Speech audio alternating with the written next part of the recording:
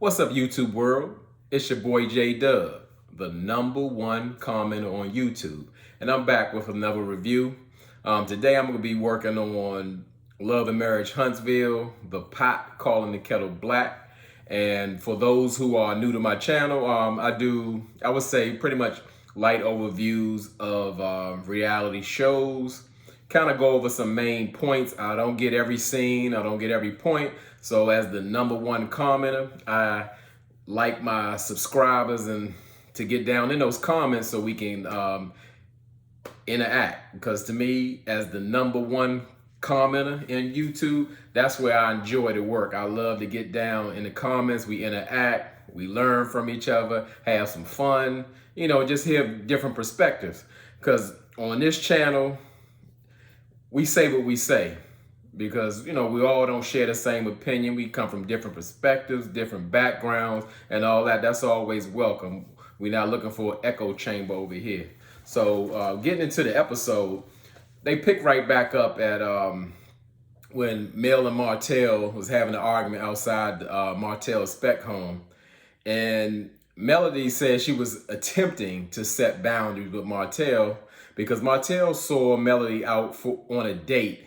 And he said he kind of felt some type of way. So what does Martell do? He starts recording Mel and her date. And he says he knows it's petty, but he wanted to return the favor from Mel being petty from the previous situation. Now, I mean, and just hearing that, you kind of hear like when I refer to Martell, I do like this, where his mental is. Like Martell's on get back, Martell's on negativity, Martell's on tit for tat. Personally, I would love for Melody to kind of like walk away from these interactions, even though she approached Martell with it rolled up on her because she felt some kind of way about him violating her boundaries. But just her being wrapped up in that toxic circle that they do, Melody is toxic. She's been dealing with Martell so long, Melody's infected. So they're both toxic, and it's almost like they used to that kind of dance. So they're going to go back and forth no matter what on any kind of issue. And they're never going to have like a civil conversation. It's always going to go left from either party. So, I want better for her. To me, Martell can't be helped. So, it's gone beyond just a regular person. It has to be professional. So Martell even questioned Melody, like who the guy was that she's dating. I mean, he's talking to her like he's her man, like he's questioning her, and then he goes real juvenile and elementary style, talking about how ugly the guy was. And as I say, just hearing that kind of talk, Melody should know, like, hey, it's nothing for me more to do here. I'm not speaking with a rational person. And pretty much because I guess Melody took offense by she calling Martell calling her guy ugly. Melody say, hey, well, I could compare, some of the girls you've been dealing with are like being ugly or whatever. And Martell said, like, no, you like really don't compare with them and all that. And as I say, I'm just blown away by this argument. Like, they never surprise me, but it gets so ugly that they take it so far, and I just hate to see it. And I just want them to get away from each other. I want them to film separately. So we go over to Kimmy's house, and she gets a visit from one of her close friends, Patricia, who she says was an important part of her village when they were, I guess, living in the same area. They would watch each other kids and look out for each other.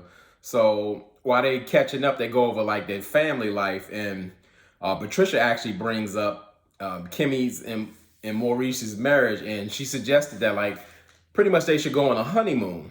And Kimmy says Maurice would go if she planned it and paid for everything.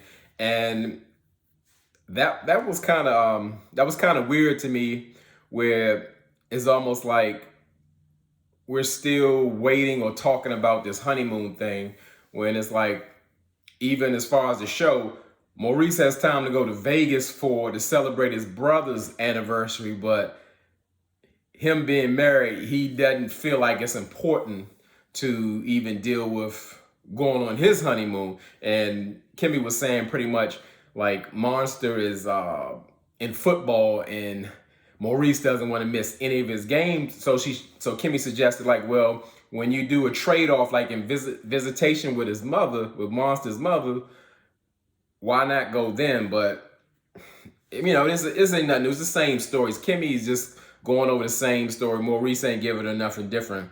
So somehow Kiowa and Maurice being separated came up in the conversation. Because, Kimmy's still in that same campaign. Like, she's just letting everybody know that she was never a side chick. Not that she is. So,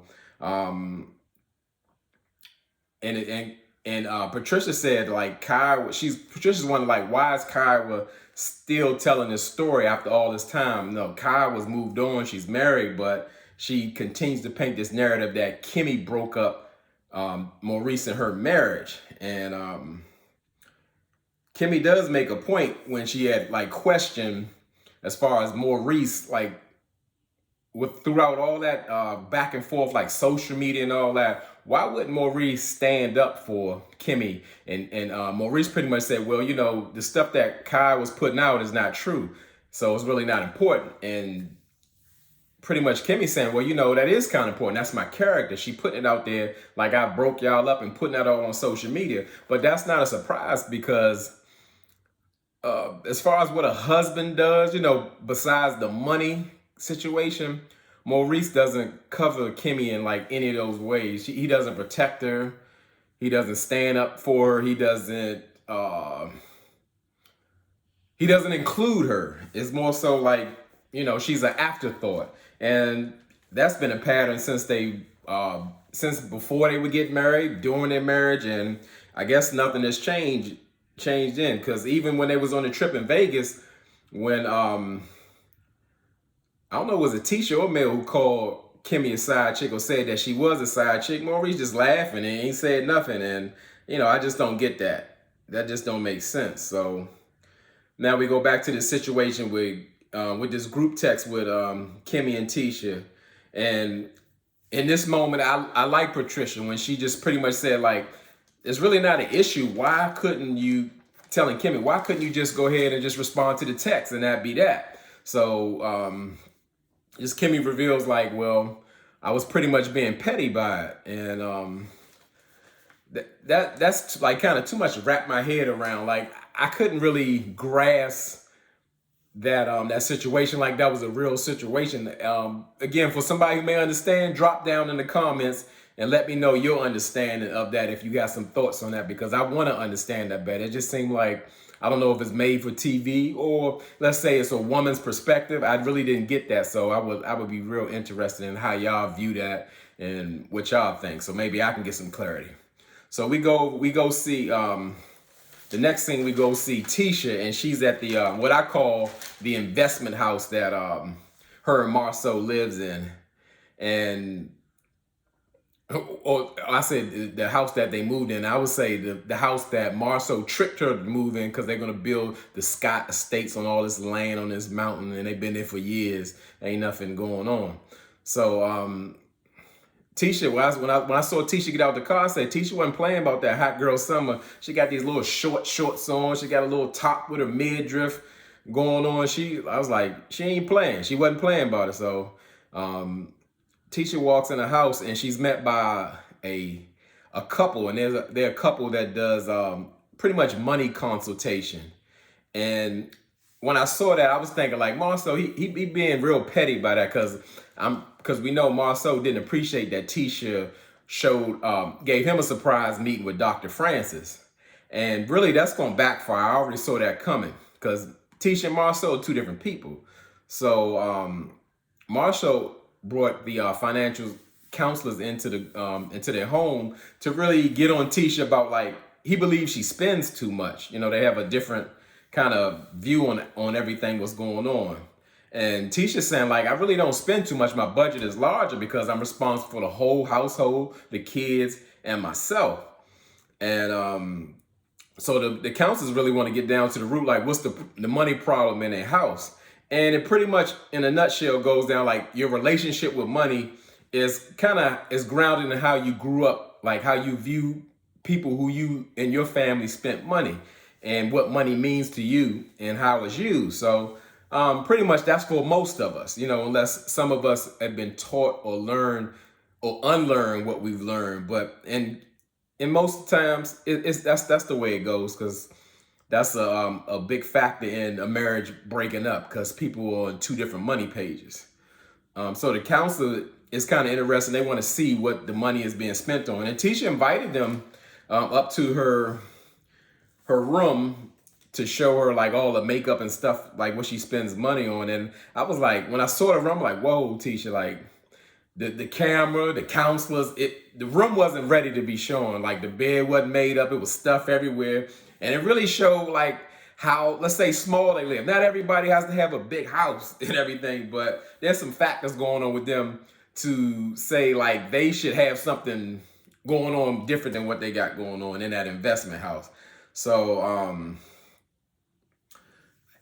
and something that was kind of off to me, like we never see their children. And I wonder like, what's going on with that? Like, I don't know. I don't know, because they're in an investment house, they don't want to show them no more. I haven't seen them. I can't tell you when. Maybe it was last season, unless it was at an outing or something like that. So, as far as Tisha showing, like, where her money goes, or a lot of the bulk of her money, we go outside and Marcel shows where he spends money on. And I'm gonna say this, like, what I saw, I was really shocked. Like, I'll go into it. I'm a car person. I'm thoroughly a car person, and I can tell you that one car Marcel bought for his 40th birthday, that Mercedes with the gold wing doors that go up. I'm telling you, it costs more than the house that they live in. I promise you that. And that's a used car, because you can't buy them new no more. And I was just really shocked to see that. And I would say, like, how would Marcel compare him purchasing a $200,000 car, a brand new truck because the transmission went out, and he still got a Mercedes Benz? I'm like, Marcel don't, he only thinking about get back, tit for tat, but it really showed up. But the councils didn't really break up. I mean, like, get on them with too much. They just saying like, more so they need to communicate and have conversations about how the money's spent and how they can get on the same page with the goals. But unlike Marcel, Tisha took the surprise counseling very well, because as I said, Tisha's a different person. She's open for change or making the marriage better, and pretty much they said that they're gonna, Marcel and Tisha saying, they get themselves a little high five, and that they're gonna promise to do better in finances. And to me, that was just a reflection of just how their marriage go. They not on the same page. They want different things. And again, Marcel, that was a fail. So we go to Destiny. She's having an event. She has an event on like some type of farmland, and she has like a high-end tent. And I thought that was a good idea of space, because they in the country, and somebody ain't using their acres, and you just put out a tent and some food and some plates and have people come out for a space, instead of like renting a hall or something like that. And I would say Tisha ain't the only one having a hot girl summer. We see Destiny, she coming shingling and swinging with this shiny jumpsuit on, and not only that, it's also see-through. And I'm thinking like, you host an event, but this looks like club attire. That's what I would say. And even though you look like Destiny was going to a club, to me, that networking idea she put together, I thought it was really good, because she was saying that she's bringing all types of profession and letting them mingle and network to find out how you could do business together in some way. And that made sense, because she's saying more so us as a people, we don't have a platform. She did mention men and women, but I only saw women out there because the event was called Beauty and Business. But it looked like a nice event, and to me, it really made sense. And they also, all the women were there in support, even Mel's friend Stormy. And I know we've seen Stormy before from when she let Mel use her house for her video. And I was wondering, like, why isn't Stormy on the show? She's, I guess, seems a well-to-do businesswoman. She's living in a mansion. I was like, we could have definitely used her instead of Tiffany, but obviously it was some reason that she's not there. Um, so, with all the ladies together, we gotta have some kind of issue. It can't just never be peace. So the issue is now that Destiny forgot to give Mel a sponsorship packet for to sponsor her event, and Mel felt some kind of way about that because she's saying like, "Hey, I talked to Stormy, and Stormy sponsoring the event." And Mel, had to give her 2 cents and saying like, we good friends, and if anybody get the packet, I'm supposed to get it first. And pretty much she made Destiny take her check, to give her some type of sponsorship. And pretty much the event is taken care of, but Destiny said, yeah, I'm still gonna take that check that Mel gave me. And I kind of like that move. It was like it was an overwhelming show of support. Like, I don't know if it was more so a friend position for Mel, but you just having your friends come together supporting what you do, and they willing to contribute because they got it like that. So I thought that was I think that was a good showing. And Tisha was at the table, and she was like, well, since we speaking about sponsorship, she felt like hey, I had my Destiny race and I'm still missing a couple of checks. So she was saying that she missing a check from Destiny and Mel. So it's a different event, but hey, I think it was on subject. She's saying like, hey, I want my money. Y'all pledging, but ain't show up with the money. So I still need that money for my event. And I can respect that, but then it started like really go left because Kimmy want to put in, well, did you get our check and all that? Knowing they got Tisha got a check, but that kind of starts something because Kimmy and Tisha still got some bad blood somewhere. I just wish they go somewhere and like really have an honest conversation to hash it out. And it just really started to get petty again.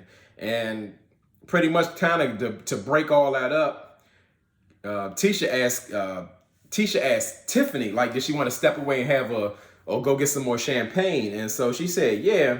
And the conversation definitely seemed forced, but what I did, like, Tisha pretty much called her Tiffany out about being transparent, like saying, I don't really know much about you. You've been divorced, you remarried, what is there about Tiffany? And you could tell like Tiffany was really uncomfortable about the situation. And again, it definitely wasn't a natural conversation, but I'm glad somebody called Tiffany about, because she's always talking about being transparent. Maybe she don't even know what transparent it means. And Tiffany really goes in, give her some surface stuff where you're saying, well, I've been married, I've been divorced, my husband's been divorced, and we remarried, and we both cheated, and Tisha's like going in was like, well, you cheating, so what made you cheat? And come to find out, I'm not gonna say come to find out, Tiffany gives the information like, well, I didn't really cheat in my previous marriage, I cheated in high school. And I'm like, come on now, I was done with that conversation, because even Tisha know like, hey, that's not being transparent. You're not even being real. And so we find out like, well, Tisha's saying, well, you didn't cheat in your marriage. You didn't cheat in your marriage, so it doesn't count.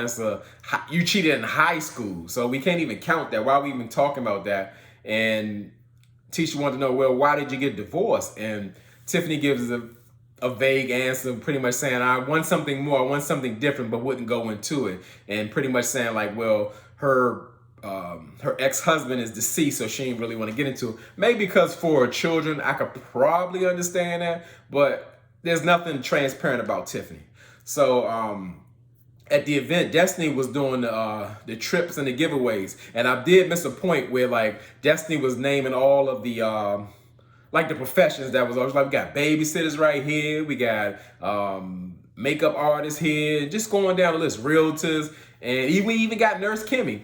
And I took it the same way. It seemed kind of shady, like it just wasn't genuine. And Kimmy was like, well, I ain't in her confessional. Kimmy was like, well, I'm not sure, or I'm not gonna really feed into it. I'm just gonna take it as a compliment. But I took it as shade too, of just saying like, she was naming all these professions, then she said Nurse Kimmy, like she put emphasis on that. So here's some more shade I think Destiny was dropping. She actually gifts Kimmy a 7-day honeymoon trip. It just kind of like putting out there like she hasn't been on a honeymoon. And also Destiny said she was excited to be partnering with Hype Hair because she had did a photo shoot with them and like on a little runway show and all that stuff. And she's going to partner with Hype Hair to do different seminars to kind of introduce the beauty business to different cities. And I didn't realize that the owner of Hype Hair was a cast member from Married to Medicine, Leah Diaz or Diaz or however you say it. I don't know how she want to pronounce it. But I do remember her off Married to Medicine. I didn't really like her character. Not that that was a character because it's a reality show, but I didn't really like Leah on Married to Medicine LA. But I was just surprised to see that she has hooked up with Destiny all the way in Huntsville. So we go to the scene where Kimmy, she's going on a date. Maurice set a date up at the hotel, and he set up like a little fancy picnic inside the room. And Maurice was just telling Kimmy that like it's his thought process has been changed since he met with Dr. Francis, and saying that he realized that he needed to spend more time with Kimmy because Kimmy's been saying that all along, and he didn't realize that he was dealing with two wives, and he was explaining to Kimmy that his work was taken up as a second wife, and that he needed to restructure his work life to, focus on his marriage.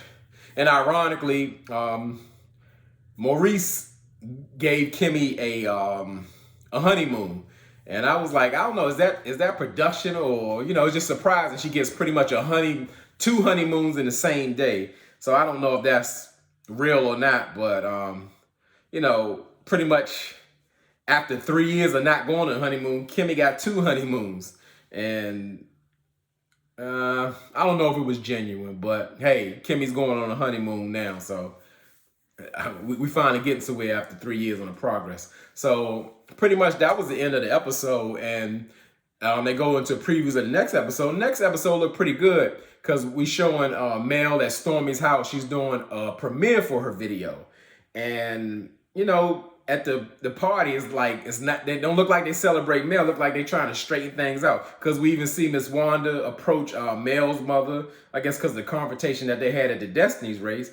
And Destiny even wanted to confront Mel about having a village, or I guess she is not feeling support. And I was thinking like, that could very well be true, and that's maybe a real thing, but why would you bring it up at Mel's event? That's not the time for that, because especially Destiny says she's pretty much see Mel every day. That ain't the time and place. And then of course, for ratings or whatever the case may be, Messy Martell shows up to Mel's event, and anytime Mel and Martell come together, I don't care what kind of event, it could be a party at Chuck E. Cheese or anything, it's going to be a problem. So we know the drama's coming. And I don't understand, like Mel said before, like she don't even want to be in the same room with Martell. And it would be all right for her just to excuse him out the way, because Martell ain't dead to congratulate her, because I see talking about, since Mel's making these songs about him, he need his 50%, That Martell, he's something else. So, again, I thank y'all for rocking with me, hanging in there with me. My videos be coming a little late, but, I still get that support. So I'm really thankful for that. And as I said, y'all could be anywhere in this YouTube world, but you're here with me. I really appreciate that, and I mean it.